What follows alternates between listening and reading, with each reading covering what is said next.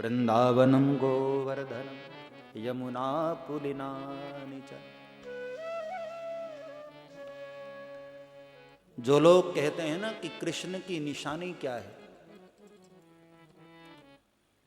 दो निशानी जो आप प्रत्यक्ष अपनी आंखों से देख सकते हो, बाकी तो वो वृंदावन जो गोविंद का वृंदावन है उसको देखने के लिए कोई और आंखें चाहिए। योग साधन के बिना कोई उसे पाता नहीं। लेकिन सांसारिक दृष्टि से भी देखना चाहो तो दो निशानी तो प्रत्यक्ष उस द्वापर युग की आज भी है, एक हमारी जमुना मैया और एक साक्षात गिरिराज जी, जिनको आप प्रत्यक्ष दर्शन कर सकते हो।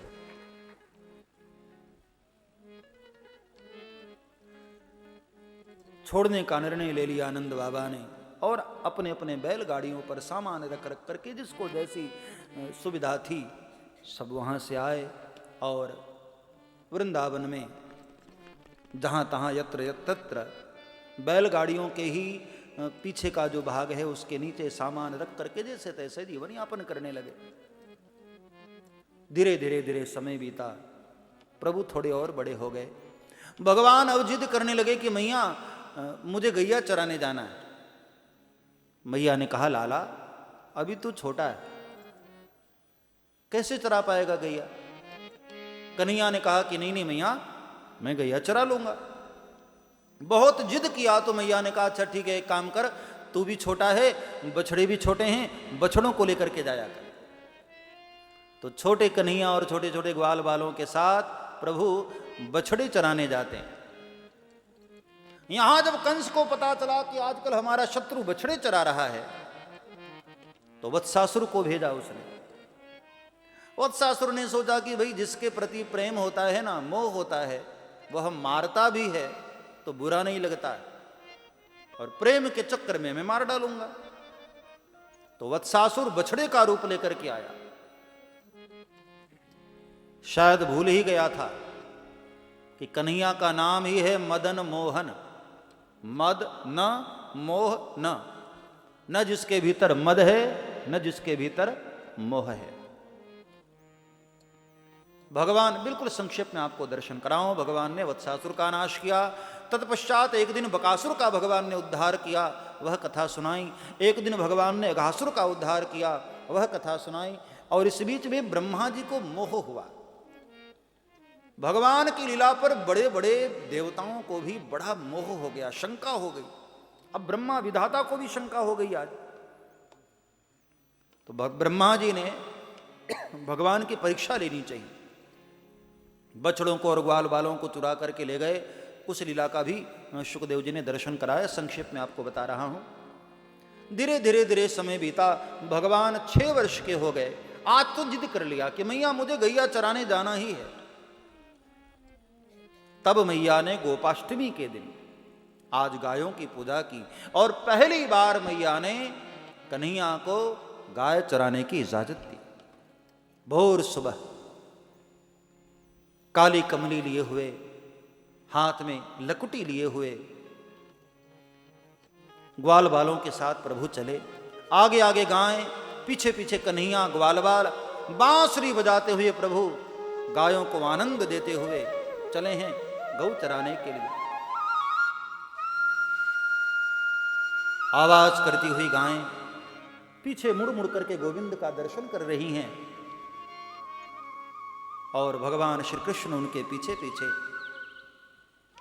गौ माता का भी क्या सौभाग्य है, हाँ, जिनके पीछे सारा जगत है, आज वह जगदीश गायों के पीछे चल रहे।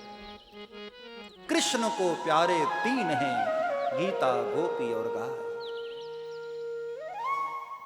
गौ माता के पीछे पीछे प्रभु चले और वहां गायों को चरने के लिए भगवान ने दूर छोड़ दिया। यहां घर में यशोदा मैया चिंतित हो रही थी। आज पहली बार लाला गायों को लेकर के गया है, पता नहीं कैसे संभाला होगा। चिंता कर रही थी मैया और चिंता करते करते शाम हुई। सूर्य अस्ताचल को चले, पक्षी घरों की ओर लौटने लगे। मैया ने सोचा अभी तक लाला आया नहीं, और इतने में कन्हैया की बांसुरी बजी। आगे आगे भगवान के गायें चली आ रही हैं और पीछे पीछे बांसुरी बजाते हुए ग्वाल बालों के बीच में भगवान श्री कृष्ण।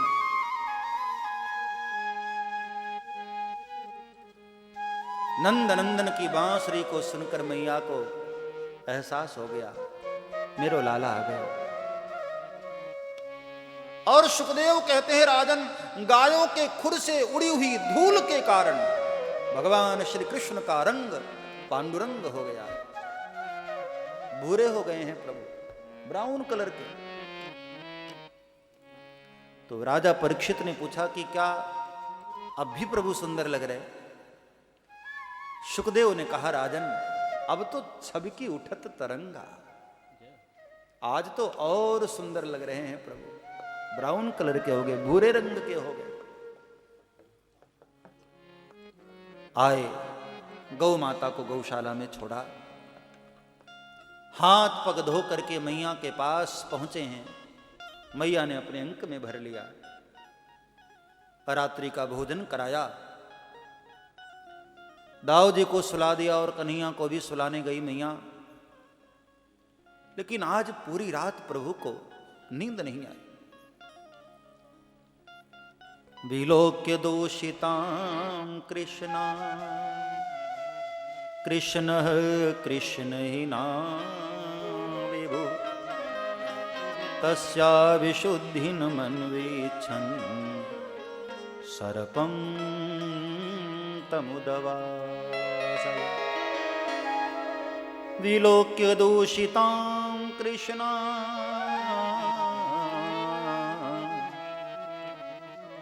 असल में यमुना जी के रुद्र में एक काली नाम का बड़ा भयंकर जहरीला सर्प आ गया था, और इसके विष का इतना प्रभाव था, कोई भी वहां से गुजर भी जाए तो गिर करके मर जाता था। कोई चिड़िया, कोई पक्षी ऊपर से उड़ करके निकलना चाहे, उस विषैले प्रभाव के कारण गिर करके वो चिड़िया भी मर जाती। कोई वहां का धोखे से जल पी लेता तो मर जाता। भगवान ने सोचा यमुना को हमको शुद्ध करना पड़ेगा, लेकिन क्या करूं? दाऊ भैया हमारे साथ होते हैं, और दाऊ भैया शेषनाग हैं, सर्पों की राजा। यदि मैं काली नाग को मारूं और वो दौड़कर अपनी राजा की शरण में चला गया तो लड़ाई हम दोनों भाइयों की हो जाएगी। प्रभु ने सोचा क्या करूं, दाऊ भैया को कैसे घर पर रोकूं? तो आज दूसरे दिन सुबह सुबह कन्हैया उठे और दाऊ भैया के कक्ष में गए। दाऊ भैया, ये फूल मेरी ओर से, बधाई हो आपको। दाऊ भैया ने कहा, किस बात की? अरे आपको पता नहीं भैया, आज आपका जन्मदिन है। दाऊ भैया ने कहा, अच्छा अच्छा अच्छा, तुझे याद था? कन्हैया ने कहा, मुझे सब याद रहता है। दाऊ भैया, एक बात कहूं,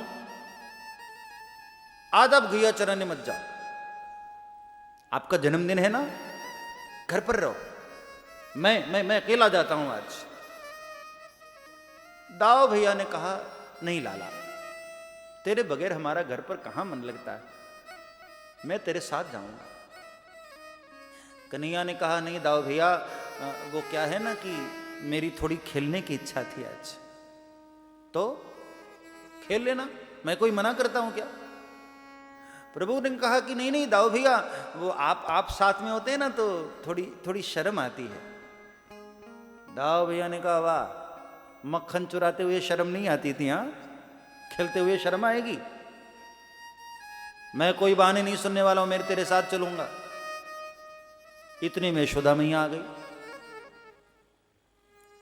यशोदा मैया ने कहा, क्या बात है लाला? ऐसा मैया को पट्टी पढ़ाया। मैया ने भी डांट कर कह दिया कि जब लाला की इच्छा है तो तू घर पर रुक जाना। दाऊ भैया घर पर रुक गए। आज कन्हैया अकेले गए हैं। संक्षेप में कुछ लीलाओं का मैं दर्शन करा रहा हूं। और भगवान ने आज एक काले ने दूसरे काली नाग पर कृपा किया। फूल जैसे कोमल चरणों से कठोरता प्राप्त की और उस कठोर चरणों से भगवान ने काली नाग के ऊपर अपने चरणों से प्रहार करते करते काली नाग को झुकाया और काली नाग को शरणागत किया। बिल्कुल संक्षिप्त में आपको दर्शन करा रहा हूं। देखो, कभी कभी भगवान कठोर कृपा करते हैं, है कृपा ही लेकिन कठोर कृपा, टेढ़ी कृपा। अब जैसे शरीर में कोई फोड़ा हो जाए, घाव हो जाए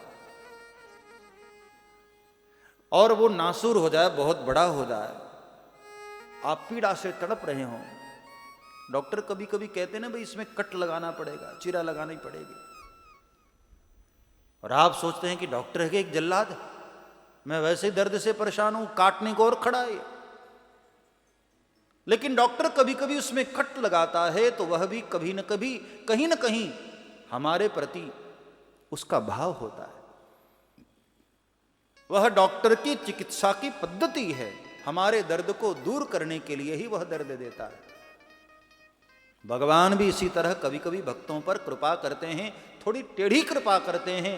हमको लगता है कि भगवान ने हमारे साथ कितना गलत किया, लेकिन उसका जो परिणाम आता है तब हमको अनुभव होता है कि नहीं, शायद प्रभु ने उस वक्त सही किया था।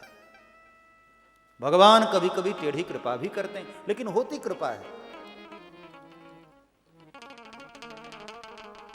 आज प्रभु ने काली नाग पर कृपा की। जिन चरणों के स्पर्श के लिए बड़े बड़े मनीषी गण तरसते रहते हैं साहब, उन्हीं चरणों को भगवान ने उस दुष्ट काली नाग के मस्तक पर रखा। तांडव गति मुंडन पर थिर कत बनवारी, क्या नृत्य किया है प्रभु ने। हाँ? और बाद में भगवान काली नाग को आदेश करते हैं कि तुम्हारे रहने से जल विषैला हो गया है, तुम इस स्थान को छोड़कर यमुना जी के रमणक द्वीप चले जाओ, मैं तुम्हें आदेश करता हूं। और गरुड़ अब तुम्हें मारेंगे नहीं, क्योंकि तुम वैष्णव हो चुके हो, तुम्हारे सिर पर मेरा पगचिन्ह अंकित हो गया है। और काली नाग को भगवान वहां से भेज करके बाहर आते हैं, छलांग लगा करके आए बाहर। मैया ने अपने अंक में भरा, नंद बाबा और ग्वाल बालों से मुलाकात हुई। सबने पूछा कि लाला, काली नाग के विष का प्रभाव तेरे ऊपर नहीं पड़ा? कन्हैया ने कहा, सीधी सी बात है, लोहे को लोहा काटता है, जहर को जहर काटता है। काली नाग के भीतर जहर था तो मेरे भीतर भी तो था, वो बचपन में पूतना मौसी वाला जो पिया था ना, आज वो जहर यहां काम आ रहा था। इस तरह बातें करते करते शाम हो गई, रात्रि हुई। सबने वहीं पर विश्राम करने का निर्णय लिया और अचानक रात्रि के समय वहां के वृक्षों में आग लग गई। तब पुनः सब लोग भगवान की शरण में गए और भगवान ने दावाग्नि पान करके ब्रजवासियों की रक्षा की। धीरे धीरे धीरे समय बीता, ग्रीष्म ऋतु आए, जो प्राणियों को अच्छी नहीं लगती है, लेकिन ऋतुनाम कुसुमाकर, जहां स्वयं बसंत निवास करते हों, वहां ग्रीष्म का क्या प्रभाव होगा। हाँ? ऋतुनाम कुसुमाकर, स्वयं साक्षात बसंत वहां निवास कर रहे। ग्रीष्म ऋतु में भी भगवान के अनेकानेक लीलाओं का वर्णन किया है शुकदेव जी ने, संक्षेप में आप श्रवण करें। प्रलंबासुर का भगवान ने नाश किया इसी ग्रीष्म ऋतु में, और भगवान की गायें मुंजारण्य में दूर चली गई थी चरने के लिए, और जब भगवान खोजने के लिए गए, गायों को लेकर के लौट रहे थे, तो अचानक मुंजारण्य में आग लगी और भगवान ने पुनः एक बार दावाग्नि पान करके अपने गायों को बचाया। इस प्रकार कई छोटी छोटी लीलाओं का वर्णन शुकदेव जी ने किया है ग्रीष्म ऋतु में। सब्सक्राइब करें श्री चिन्मयानंद बापू जी के YouTube चैनल को, और हमारे वीडियोस को सबसे पहले देखने के लिए बेल आइकॉन को दबाना न भूलें।